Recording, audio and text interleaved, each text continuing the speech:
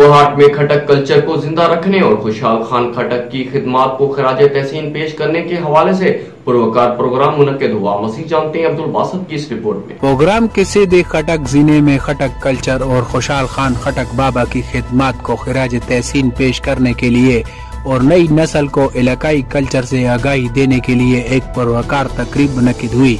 इस प्रोग्राम में मुल्क भर से सरकारी और निजी महकमों के सरबराहान के अलावा खटक कौम के अमीदीन और नौजवानों ने शिरकत की।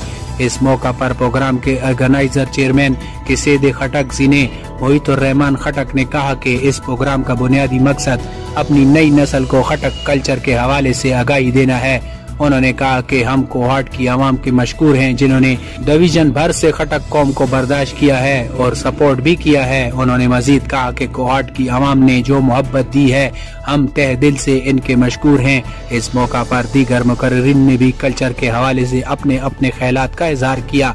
प्रोग्राम के इख्तिताम पर तमाम आए हुए मेहमानों को गुलदस्ते भी पेश किए गए। अब्दुल बासित, रास न्यूज़, कोहाट।